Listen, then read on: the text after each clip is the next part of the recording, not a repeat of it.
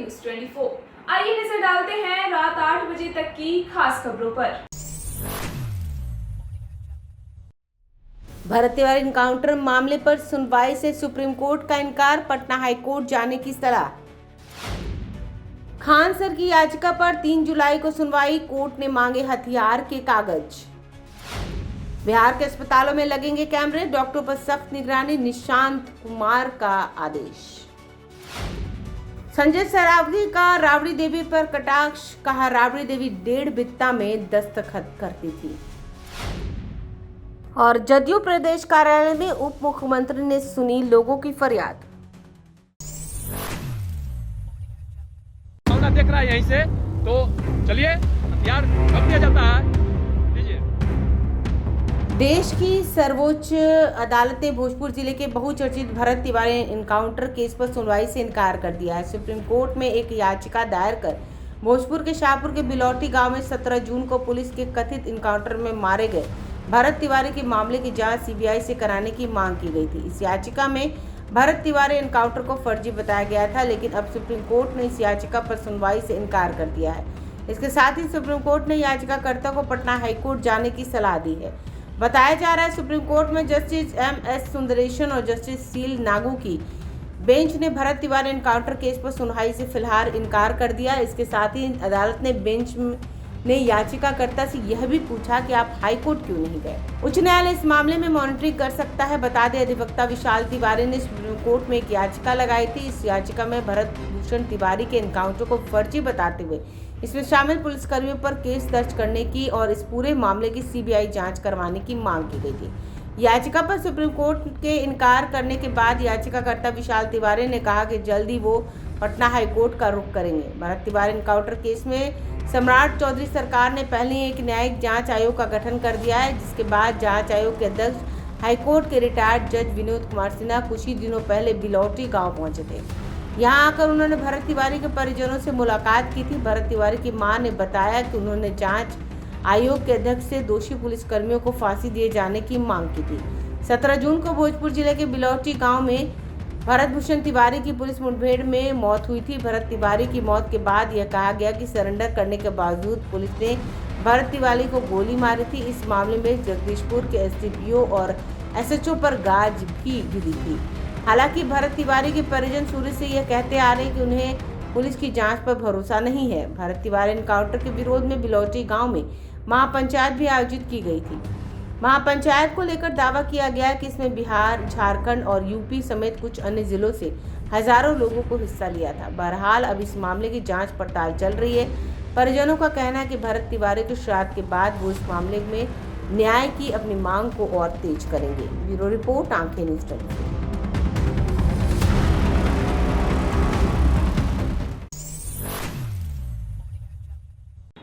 चर्चित कोचिंग विवाद और फायरिंग मामले से जुड़ी इस वक्त की एक बड़ी खबर सामने आ रही है। प्रख्यात शिक्षक खान सर उर्फ फैजल खान की अग्रिम जमानत याचिका पर आज पटना के प्रधान जिला एवं स्तर न्यायाधीश की अदालत में सुनवाई हुई। हालांकि आज कोर्ट से खान सर को तुरंत कोई राहत नहीं मिल सकी है। अदालत ने इस मामले को अगली सुनवाई के लिए 3 जुलाई 2026 की तारीख तय कर दी है। आपको बता दें कि आज की सुनवाई के दौरान कोर्ट का पूरा रुख खान सर के बॉडीगार्ड के पास मिले हथियार और उसके लाइसेंस पर टिका रहा। अदालत ने जेल में बंद बॉडीगार्ड के हथियार के लाइसेंस से संबंधित एक विस्तृत रिपोर्ट संबंधित थाने से तलब की है। जज साहब ने साफ कर दिया है कि जब तक पुलिस की यह रिपोर्ट कोर्ट के सामने नहीं आ जाती, तब तक इस अग्रिम जमानत याचिका पर आगे कोई विचार नहीं किया जाएगा। यहाँ तक कि कोर्ट ने तब तक के लिए फैसला सुरक्षित रखने से भी इनकार कर दिया है। इस मामले में दोनों पक्षों के बीच कोर्ट रूम में जोरदार दलीलें दी गई। खान सर के वकील जहां कोर्ट से राहत की उम्मीद जता रहे थे, वहीं विपक्षी यानी रोशन आनंद के वकील ने कोर्ट के सामने एक बड़ा कानूनी पेच रख दिया। विपक्षी वकील का दावा है कि गिरफ्तार बॉडीगार्ड के पास जो हथियार मिला है उसका लाइसेंस उत्तर प्रदेश का है, लेकिन उसका गैर कानूनी इस्तेमाल बिहार में किया जा रहा था। इसी दलील को गंभीरता से लेते हुए कोर्ट ने अब पुलिस से जवाब मांगा है। अब देखना बेहद दिलचस्प होगा कि 3 जुलाई को जब पुलिस अपनी रिपोर्ट सौंपती है तो खान सर की मुश्किलें बढ़ती है या उन्हें कोर्ट से राहत मिलती है। फिलहाल इस मामले पर कोर्ट रूम के बाहर दोनों पक्षों के अधिवक्ताओं ने क्या कुछ कहा, आइए आपको सीधे सुनाते हैं। इसमें रोशन आनंद जो है वो बेगुनाह थे, बिना किसी प्रॉपर भैया उनको जेल भेज दिया गया था। अनुसंधान पदाधिकारी के द्वारा कोई प्रॉपर इन्वेस्टिगेशन नहीं किया गया था और बहुत जल्दबाजी में उनको जेल भेजा गया था। उसके बाद जो एक वायरल वीडियो अपलोड हुआ सोशल मीडिया पे, पुलिस संज्ञान में लेती है कि इसके पीछे कहीं ना कहीं खान सर का भी इन्वॉल्वमेंट है और उस पर अनुसंधान करने के बाद एक FIR रजिस्टर्ड हुआ 418/2026, जिसमें खान सर के बॉडीगार्ड के द्वारा गोली चलाते हुए देखा जाता और उसी आधार पर जो है ये केस रजिस्टर्ड हुआ, जिसमें बॉडीगार्ड को जेल भेज दिया गया। और जेल भेजने के बाद अभी जो अनुसंधान के क्रम में जो मटेरियल रिकॉर्ड पे आया उससे अभी पता चला है कि जो उनका लाइसेंस था वो सिर्फ उत्तर प्रदेश में ही यूज करने के लिए परमिटेड था और वो लाइसेंस जो उनको इशू हुआ था वो इसलिए हुआ था सिर्फ क्योंकि उनके पिताजी की हत्या कभी हुई थी और उनके प्रोटेक्शन के लिए वो लाइसेंस उनको प्रोवाइड किया गया। क्या लगता है कि समय सिर्फ बदलता जा रहा है, टाइम बदलता जा रहा है, तारीख पे तारीख जो उनको सेल्फ डिफेंस के लिए जो हथियार प्रोवाइड किया गया था उससे वो खान सर को वो लाइसेंस किसके ऊपर निर्गत था? वो लाइसेंस उनके बॉडीगार्ड के ऊपर निर्भर था। अगली सुनवाई कितने तारीख को होगी? अगली सुनवाई के लिए जो डेट तय हुआ है वो 3/7/2000। डेट आगे बढ़ गया, आखिर क्या जज साहब ने क्या कहा? जो सप्लीमेंट्री पिटीशन खान सर के अधिवक्ता के द्वारा पेश किया गया उसमें उनके द्वारा कहा गया कि वो एक ट्रैवलिंग लाइसेंस होल्ड करते हैं, उसका रिपोर्ट संबंधित आईओ से मंगवाया गया, इसलिए 3 साल का डेट। खान सर मामले में सुनवाई हुई क्या? तीनों ही बेल पिटीशन साथ में ही चल रहा है, तीनों का सुनवाई एक साथ ही है। प्रोटेक्शन पर रोक अभी भी है? हाँ, interim protection till next.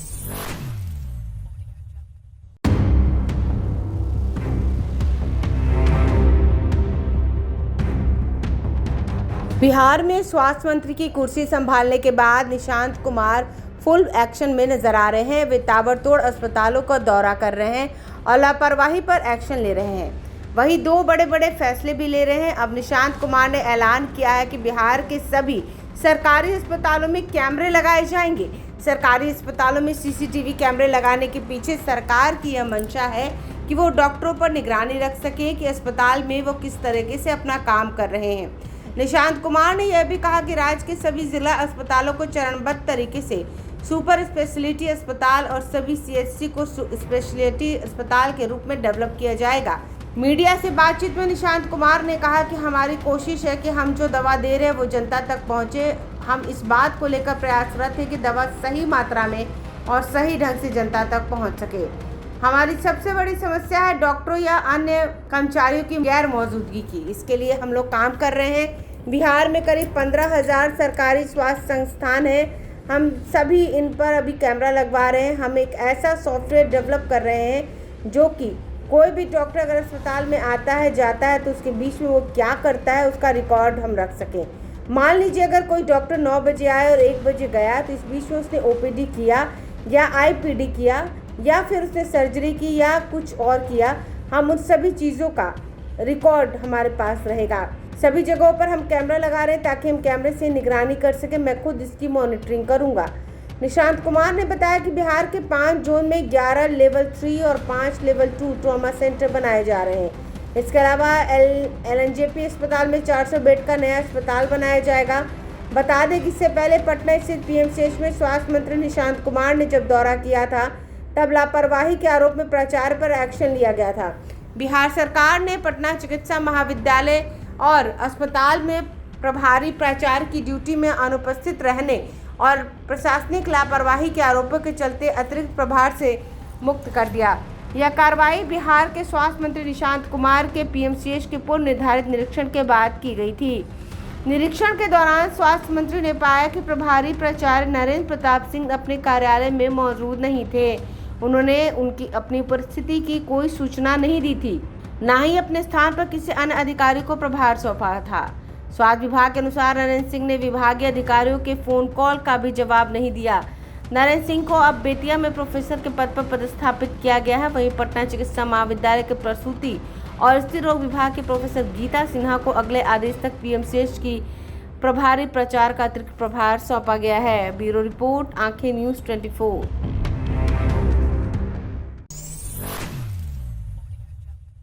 Bharatiya Janata party के प्रदेश अध्यक्ष संजय सरावगी ने नेता प्रतिपक्ष तेजस्वी यादव के सीएम सम्राट के खिलाफ बयानबाजी के बहाने पूर्व सीएम राबड़ी देवी पर तीखा वार किया है। उन्होंने कहा कि बिहार के लिए वो काला दिन था जब उन्होंने बिहार के सीएम के रूप में शपथ ली थी। कहा कि कुछ बोलने से पहले तेजस्वी यादव को इसका भी ख्याल रखना चाहिए। राजद नेता एक बयान में सम्राट चौधरी को अंगूठा छाप मुख्यमंत्री कहा था। इससे पहले उन्होंने चीफ मिनिस्टर शब्द का भी उपयोग किया था। संजय सरावगी ने पटना में पत्रकारों से बात करते हुए कहा कि राबड़ी देवी को कुछ लिखने भी नहीं आता था जब उन्हें सीएम बना दिया गया। उन्होंने अनपढ़ शब्द का भी उपयोग किया लेकिन तुरंत संभल गए।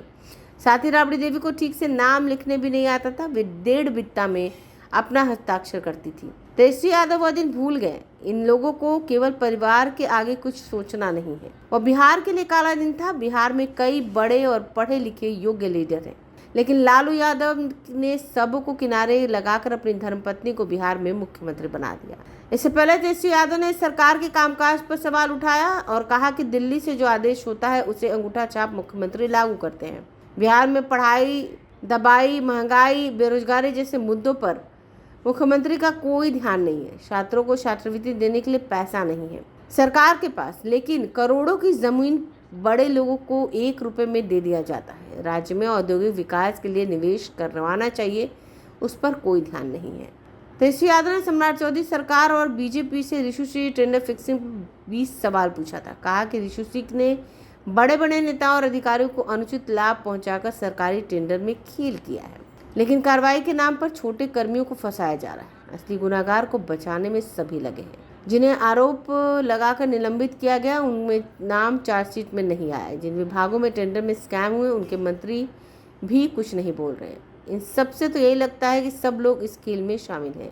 ऋषु सिंह ऐसे ही इतना पावरफुल नहीं था। सरकारी टेंडर मनचाहे तरीके से कमीशन लेकर किसी को दिलवा देता था। ब्यूरो रिपोर्ट, आंखें न्यूज़ 24। बिहार में जनता की समस्याओं के त्वरित निष्पादन को लेकर सरकार पूरी तरह एक्शन मोड में है। इसी कड़ी में आज राजधानी पटना स्थित जदयू प्रदेश कार्यालय में भव्य जन सुनवाई कार्यक्रम का आयोजन किया गया। इस कार्यक्रम में राज्य के कोने कोने से पहुंचे सैकड़ों फरियादों ने अपनी अपनी समस्याओं को सरकार के सामने रखा। जन सुनवाई में मुख्य रूप से मौजूद बिहार के उप मुख्यमंत्री विजय कुमार चौधरी ने एक एक कर सभी फरियादों की शिकायतों को बेहद गंभीरता से सुना। मामले की संवेदनशीलता को देखते हुए उप मुख्यमंत्री ने किसी भी तरह की ढिलाई न बरतने का निर्देश दिया। उन्होंने कार्यक्रम के दौरान ही फोन पर संबंधित जिलों के आला अधिकारियों और विभाग के सचिवों को जमकर फटकार लगाई और समस्याओं के ऑन स्पॉट यानी त्वरित समाधान के कड़े निर्देश दिए। उप मुख्यमंत्री ने साफ कहा कि जनता के काम में कोताही बरतने वाले अधिकारियों को बख्शा नहीं जाएगा। आइए सीधे सुनते हैं इस जन सुनवाई और अधिकारियों को दिए गए निर्देशों पर बिहार के उप मुख्यमंत्री विजय कुमार चौधरी का क्या कहना है। देखिए, सरकार के 100 दिन पूरे हो रहे और इस दरमियान सरकार ने अपनी विश्वसनीयता कई मायने में प्रमाणित की।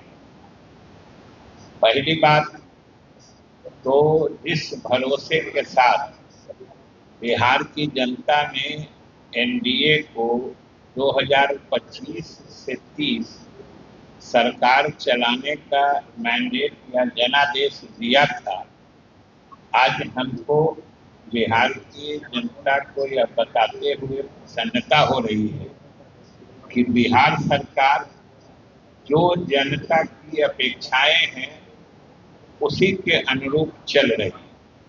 और आप सब जानते हैं कि पिछले 20 वर्षों से एनडीए की हुकूमत पूर्व मुख्यमंत्री श्री नीतीश कुमार जी के नेतृत्व में चल रही और ये 2025 से 30 भी नीतीश कुमार के नेतृत्व के तहत ही जनादेश मिला था और बीच में हम लोगों के नेता नीतीश कुमार जी ने राज्यसभा जाने का फैसला किया और अपने सहयोगी दल भारतीय जनता पार्टी को सरकार बनाने का अनुरोध किया, जिसके तहत आज श्री सम्राट चौधरी जी हमारे मुख्यमंत्री। लेकिन सबसे खुशी और प्रसन्नता की बात है कि सम्राट चौधरी जी जब से मुख्यमंत्री बने हैं, इन्होंने बनते समय में और उसके बाद से लगातार हर अवसर पर इन्होंने घोषणा जारी रखी है कि सरकार के चलने की दिशा जो नीतीश कुमार जी ने तय की थी वही रही। और आज बिहार की जनता भी देख रही है, हम लोग भी देख रहे हैं और सरकार में उनके साथ उप मुख्यमंत्री होने पर हम नजदीक से भी देख रहे हैं कि सम्राट चौधरी जी मुख्यमंत्री के रूप में बिहार को नीतीश कुमार जी ने जो सुशासन के रास्ते तय किए थे या न्याय के साथ विकास का जो रास्ता बनाया था, सम्राट चौधरी जी उसी रास्ते पर बिहार के विकास को आगे बढ़ा रहे हैं। कल भी आपने देखा है कि वो दिल्ली में जो वहाँ के भूतल परिवहन मंत्री हैं नितिन गडकरी जी, उनसे मिलके कई महत्वपूर्ण योजनाओं की स्वीकृति लाई है। ये सब बिहार के विकास की दिशा में ही कदम उठाए जा रहे हैं और हम जो देख रहे हैं कि नीतीश कुमार जी के रास्ते चलकर और उस विकास की गति को और तेज करने की कोशिश में हमारे मुख्यमंत्री सम्राट चौधरी जी लगे हुए हैं। यह प्रसन्नता की बात है और बिहार के जनता में निश्चित रूप से इससे एक संतोष का भाव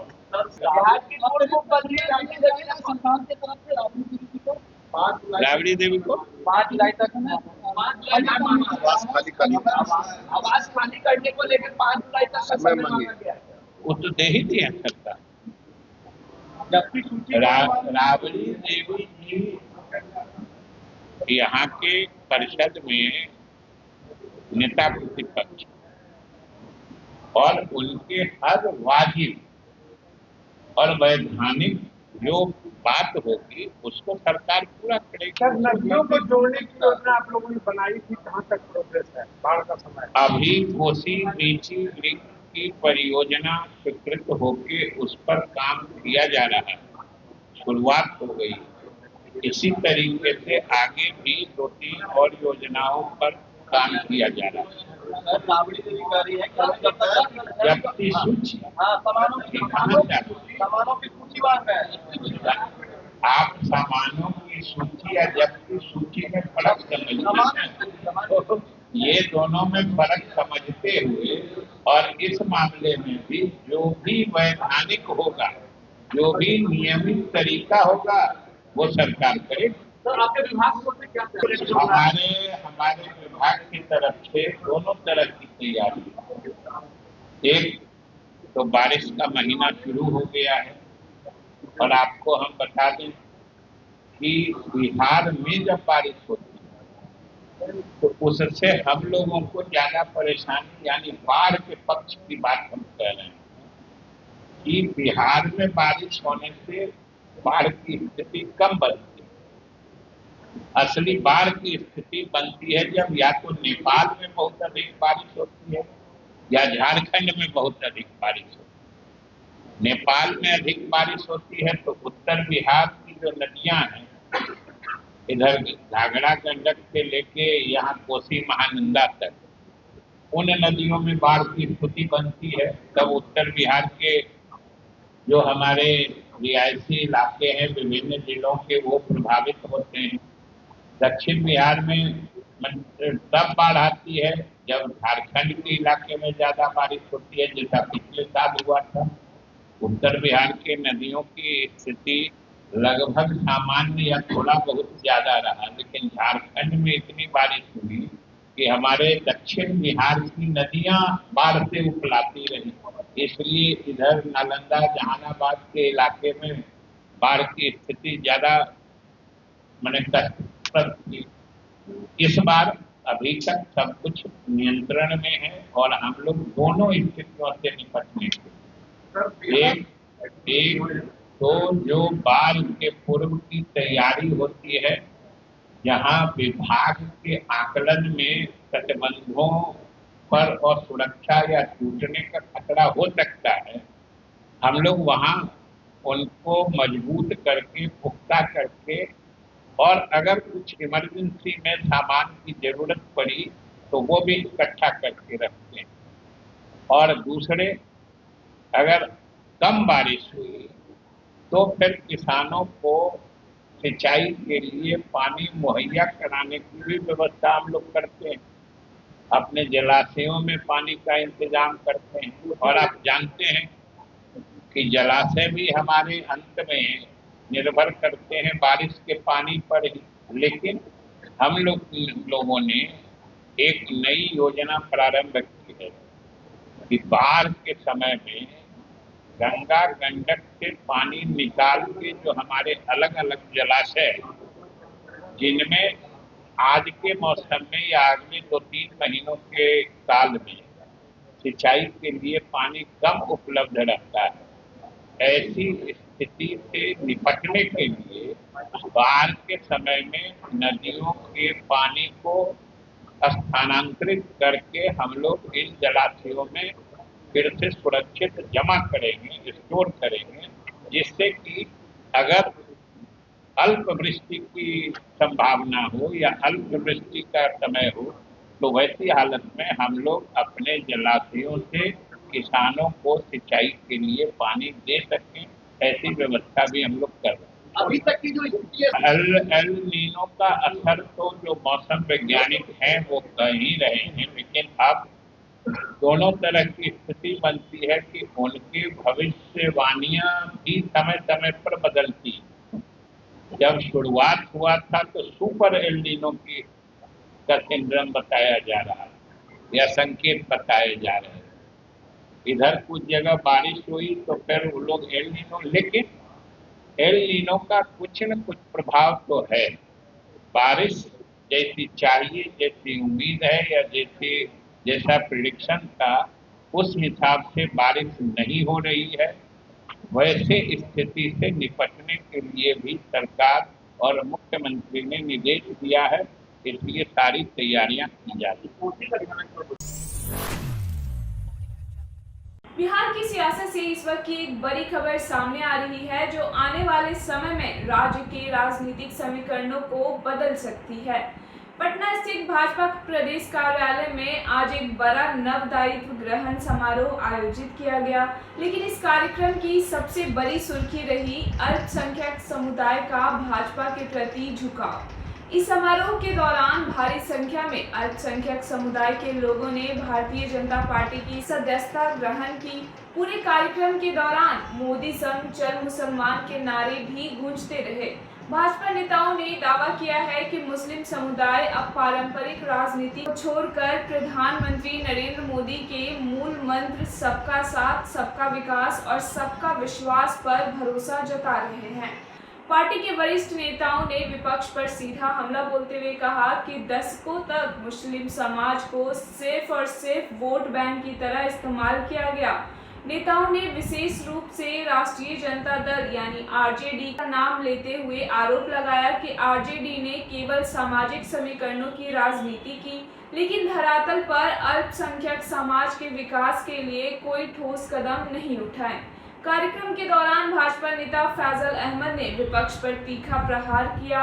उन्होंने साफ शब्दों में कहा कि मुस्लिम समाज अब विभाजनकारी राजनीति से ऊब चुका है और विकास की मुख्य धारा से जुड़ना चाहता है। फैजल अहमद ने दावा किया कि भाजपा के नेतृत्व में ही अल्पसंख्यक समाज का भविष्य सुरक्षित है। इसके साथ ही उन्होंने विपक्षी नेताओं की कार्यशैली पर व्यक्तिगत और तीखी टिप्पणियां भी की, जिसे विपक्ष को घेरने की एक बड़ी राजनीति के रूप में देखा जा रहा है। बीजेपी नेताओं का मानना है कि यह तो सिर्फ शुरुआत है, आने वाले समय में पार्टी के भीतर अल्पसंख्यक समुदाय की भागीदारी और ज्यादा बढ़ने वाली है। अब देखना यह होगा कि भाजपा का यह नया मुस्लिम कार्ड बिहार की राजनीति में क्या नया मोड़ लेकर आता है और विपक्ष इस पर क्या पलटवार करता है।